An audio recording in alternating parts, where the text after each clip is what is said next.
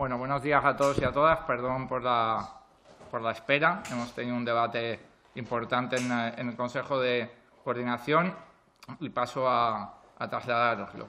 Que estamos en una semana decisiva, como bien sabéis, para la negociación de los presupuestos generales del Estado con el Gobierno y os queríamos trasladar que las primeras respuestas del Gobierno al documento que ya conocéis y en que les enviamos para negociar los presupuestos no están a la altura de lo que espera la ciudadanía de este país en puntos importantes.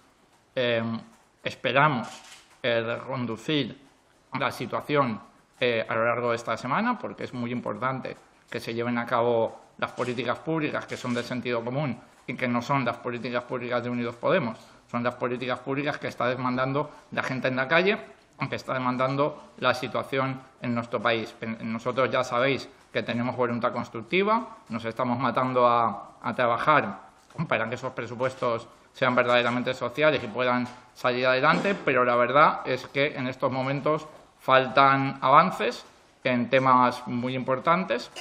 Por lo tanto, en estos momentos estamos en el no. En estos momentos, si no conseguimos arrancar esos avances, pues estaríamos en el no a los presupuestos. Como digo, esperamos reconducirlo, pero la realidad a día de hoy, a lunes, es esta. En concreto, pensamos que tiene que haber avances decididos en la parte de bajar el alquiler. Pensamos que el Gobierno se tiene que comprometer con una regulación de los precios del alquiler en zonas tensionadas. De momento no lo está haciendo y pensamos que es muy importante. No puede ser que los alquileres sigan subiendo como están subiendo en nuestro país y que el Gobierno no se comprometa a bajarlos. Pensamos también que tienen que plantear medidas serias para que los grandes tenedores de vivienda, los que tienen más de 10 viviendas en propiedad, que son fundamentalmente la banca y los fondos buitre, las pongan en el mercado a precios asequibles. No puede ser que los especuladores inmobiliarios estén tensionando más el mercado para hacer dinero cuando hay un problema de vivienda muy importante en nuestro país. También hacen falta avances en el tema de la precariedad laboral. En concreto, pensamos que el Gobierno se tiene que comprometer con la subida a 1.000 euros del salario mínimo en 2019. Esto no solamente es de dignidad, sino que además permitiría recaudar, estimamos, unos 2.500 millones de euros en la seguridad social, cuando es evidente que el sistema de pensiones de nuestro país necesita tener mayores ingresos. Pensamos que el Gobierno tiene que avanzar en ese punto y en estos momentos no lo está haciendo. También pensamos que hay un sector de la población muy castigado por el desempleo y por la precariedad laboral, que es la gente que tiene más de 50 años. El Partido Popular subió la edad a la que se puede tener derecho al desempleo a los 55 años. Pensamos que hay que bajarla por lo menos a 52 y pensamos que no puede computar el total de los ingresos de la familia. Para medir esto tiene que computar los ingresos de la persona, del parado, en este caso, o parada afectados. En tercer lugar, también pensamos que tiene que haber más avances decididos en el tema de la ley de dependencia. Hay 300.000 personas en España dependientes a los cuales la Administración les ha reconocido una prestación y que en estos momentos no la están cobrando. Y los avances que nos plantea el Gobierno en este punto son inaceptables y, de nuevo, no son inaceptables para Unidos Podemos, lo son para esos 300.000 dependientes y sus familias que están en una situación de enorme precariedad. Estos 3 puntos son especialmente importantes. Hay alguno más. Esperamos reconducir la negociación a lo largo de la semana porque, como digo, en estos momentos estaríamos en el no y pensamos que nuestro país se merece unos presupuestos valientes, sociales y que mejoren las condiciones de vida de la gente. Nosotros vamos a trabajar muy duro esta semana para conseguirlo, pero pero os queríamos transmitir cuál es la situación actual, pues sin cortapisas. Y sin más, le paso la palabra a Noelia.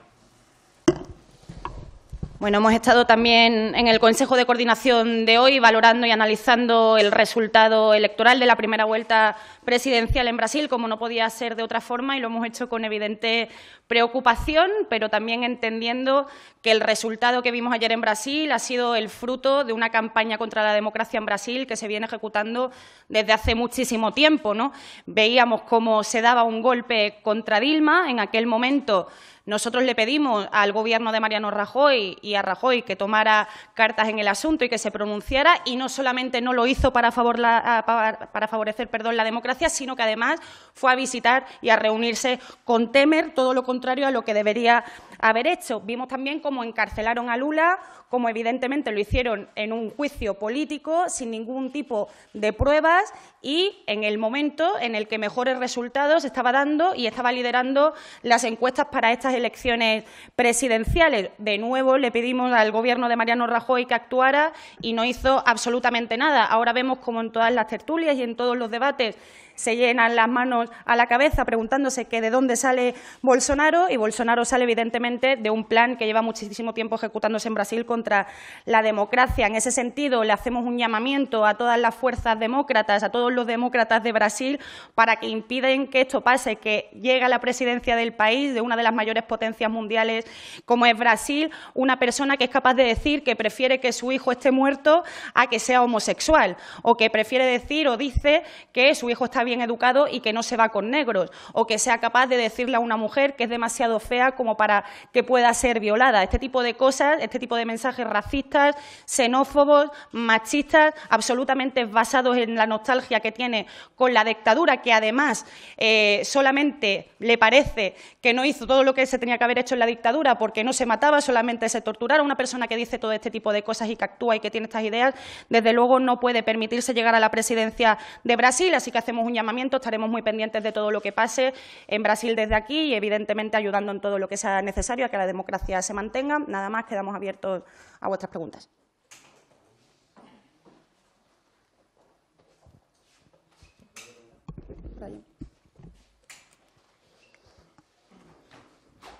¿Qué tal? Buenos días. Sobre las negociaciones con el Gobierno, quería saber si cuándo van a reunirse con el Gobierno, si tienen previsto esta semana reuniones. En cualquier caso, ha hablado de esta semana, pero ¿qué día, digamos, que se tiene que cerrar el acuerdo? El Gobierno tiene que mandar a Bruselas el día 15 de octubre las líneas generales del presupuesto. Quería saber cuál es la fecha tope que se marcan. Y sobre el contenido de las negociaciones, en las últimas semanas han planteado otros elementos como fundamentales: el precio de la luz, el salario, el blindaje por ley del incremento del IPC de las pensiones, etcétera. Quería saber si estos asuntos ya están encarrilados, si están cerrados, si los descartan porque es imposible un acuerdo y se centran en estos tres, o si estos tres son los que faltan por cerrar, etcétera. Y por último, ha anunciado esta mañana su dimisión la portavoz de Podemos en la Asamblea de Madrid. Quería saber la valoración de la ejecutiva del partido, si el secretario de la organización lo sabía, bueno, y un poco la valoración. Gracias. Sí. Vale. Respecto de las reuniones, dependerán de los avances. Es decir, en cuanto acabe la ejecutiva, nos pondremos a trabajar en las peticiones actualizadas al Gobierno en base a lo que nos han enviado, y en función de cómo avance la cosa veremos cuándo hay posibilidad de reunirnos. Lo importante no es tanto el calendario como los avances. Ya digo, dependerá de los avances. En todo caso, efectivamente, no puede pasar de esta semana, porque el lunes 15 el Gobierno tiene que llevar, como sabéis, las líneas maestras de los presupuestos a Bruselas, y a partir de ahí el Gobierno pues no va a querer modificar esas líneas maestras, con lo cual de haber un acuerdo se tiene que dar antes de que acabe esta semana. Respecto de las demás medidas, he querido citar 3 que consideramos importantes, pero efectivamente se requieren avances también en otros puntos. Seguiremos pidiendo al Gobierno que la revalorización de las pensiones sea ley y no dependa de los acuerdos puntuales entre partidos políticos, por mucho que no le guste a la señora Calviño o al Fondo Monetario Internacional. Respecto de la factura de la luz, lo mismo. Lo que se anunció en el Real Decreto que presentó el Gobierno, nosotros lo consideramos decepcionante, así os lo transmitimos. Los avances en el bono social son muy limitados y las medidas para bajar la factura nos parece que van en la dirección contraria a lo que tiene que ocurrir. Se le baja un impuesto al oligopolio eléctrico, el impuesto de generación, para conseguir una pequeña rebaja en la factura. Nosotros pensamos que hay que recortar los beneficios caídos del cielo.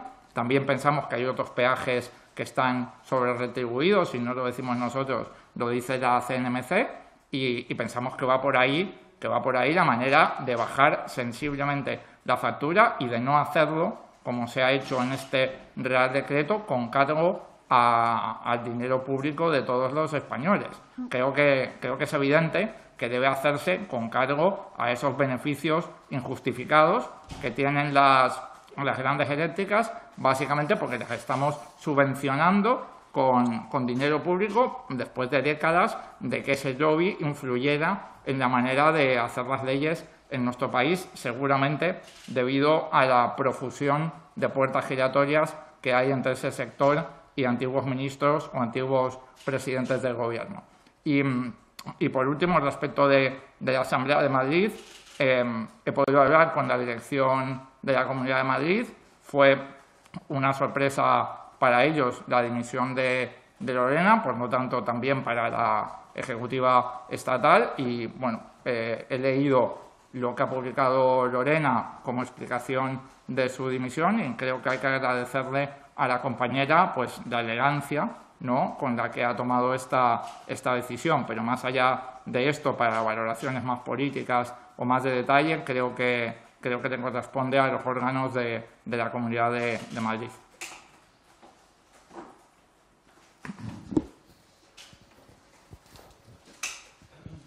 Hola, ¿qué tal? Yo tenía 2 preguntas en relación al asunto de los presupuestos, porque llama la atención que después de que el viernes Pablo Iglesias fuera optimista y viera casi cerrado, porque lo dejó caer así, sí, un acuerdo esta semana, las palabras que dé del partido hoy sea el no a los presupuestos.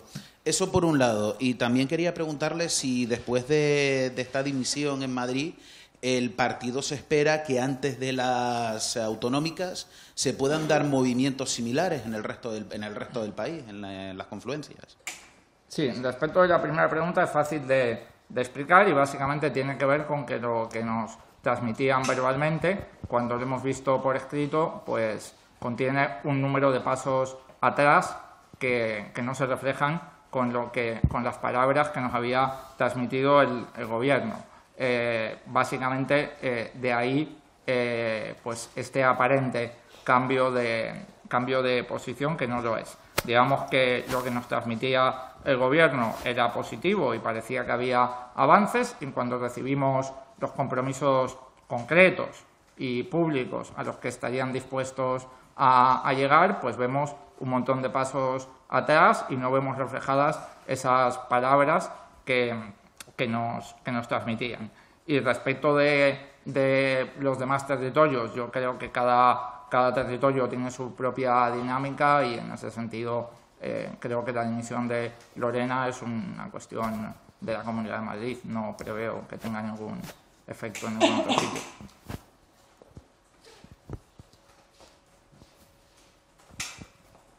Sí, Juan de Portilla, de 5 días. Yo quería saber, ponían el foco en el tema de los presupuestos, ponían el foco del desencuentro en estos 3 temas concretos, pero quería saber qué valoración tienen de lo que son las medidas fiscales que se vienen negociando, de subidas de impuestos, si están satisfechos con el punto al que se ha llegado, concretamente con la renuncia a ese impuesto específico a la banca en pos de a las transacciones financieras y de una subida de un tipo mínimo de sociedades, o del planteamiento del IRPF, que parece que sería la inclusión de los tramos a partir de los 140.000 euros. Gracias.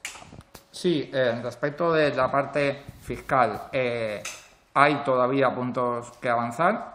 Por ejemplo, el impuesto a las grandes fortunas. Nosotros pensamos que alguien que tiene un patrimonio de más de 10 millones de euros debería pagar un 1% más de impuestos. El Gobierno en estos momentos no lo ve así. Nosotros pensamos que es de sentido común que se aumente la tributación a esas grandes fortunas. El impuesto a la banca, nosotros vamos a seguir insistiendo.